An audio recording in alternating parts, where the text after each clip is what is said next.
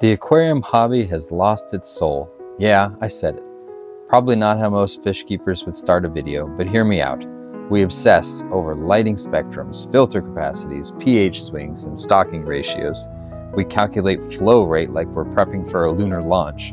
Somewhere along the line, this beautiful hobby got buried under spreadsheets and stress. And if you're like a lot of hobbyists, you might be feeling it, that creeping sense of burnout. You love the hobby, but suddenly it feels more like work than wonder. The joy fades. The tank starts to feel like another chore, another thing on your to-do list. So what now? Toss the tanks, flush the fish? Let me remind you what it's all about.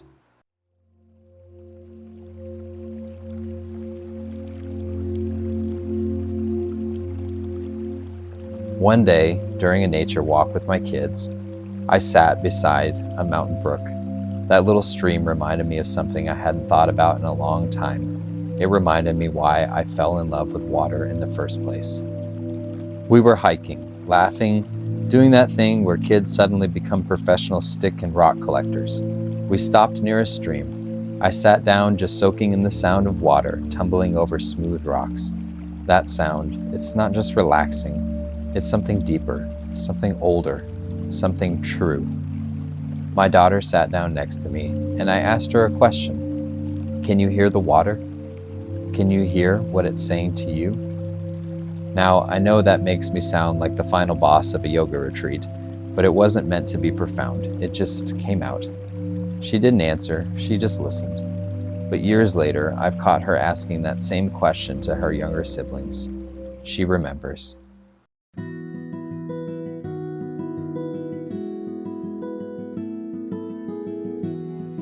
Now I know what you're thinking. Is this guy ever going to talk about aquariums, or is this just a nature channel with bonus dad jokes?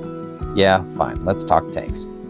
What does this have to do with aquariums? Everything. Fish keeping isn't just about filters, parameters, or what kind of CO2 diffuser is trending this week. It's about wonder. It's about stillness. It's about the feeling you get when the only sound in the room is the soft hum of your filter and the gentle splash of water. It's about watching a fish glide silently across the tank and feeling, for just a second, like everything is exactly as it should be. And we used to know that. We used to feel it. Now, we're caught up in a gear race. Who has the cleanest aquarium, the rarest livestock, the perfect Instagram reel? And look, I'm not innocent here. I've spent hours adjusting my light schedule like I was launching a rocket. I make videos on all these things, and I love keeping up with the latest and greatest. I'm not going to stop either. But sometimes I remember what's at the core of all this. I catch myself staring at the tank and forgetting all of that. Just watching, just listening. And in those moments, the burnout starts to lift.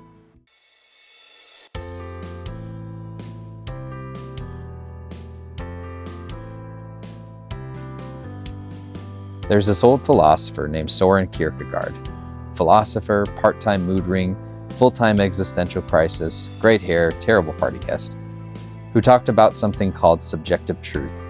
It sounds like a pretentious nonsense, but it boils down to this. Some truths can't be measured. They can't be explained. You just feel them. Ask any parent to describe the sound of their child's cry. It's nearly impossible, but in a room full of screaming toddlers, every mom knows exactly which one is hers. That's subjective truth. It's possible that most of what we know is subjective and unable to be explained with words. Things you feel, you can't explain them, you can't measure them. You just know them when you feel them. Like love or loss, or the peace that washes over you beside a mountain stream, or, believe it or not, when you watch your fish swim quietly in an aquarium. Fish keeping is full of this kind of truth. You can't explain to someone why you love watching a betta flare, or why the shimmering of a cardinal tetra looks different when the light hits it just right, or when you can tell something is wrong with a fish even before any sign of disease sets in. You just know, and that feeling, that's what burnout tries to cover up, but it's still there, waiting beneath the noise.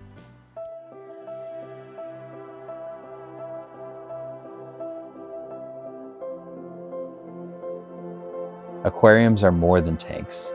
They're echoes of streams and lakes of flooded forests we've never seen. They connect us to something primal, something we've known since long before we were born. Water is part of us. We're born from it, drawn to it, calmed by it. Fish tanks aren't just decoration, they're mirrors, not of our faces, but of our inner stillness.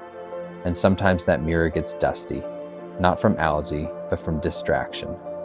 We start to see the tank as something we own instead of something we're part of. And that disconnect is where burnout begins.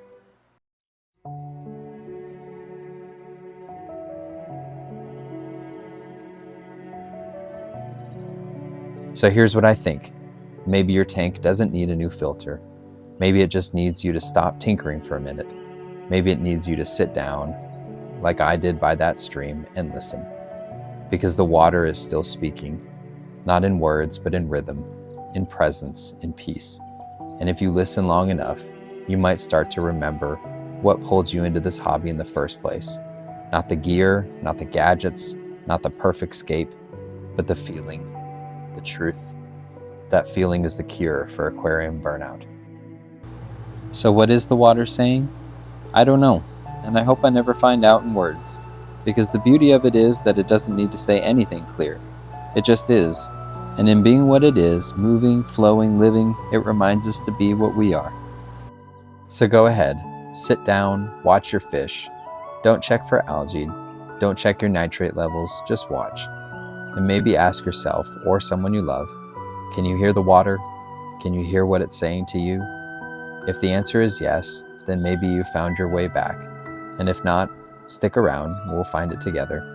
And I'll see you in the next one. Wish list out.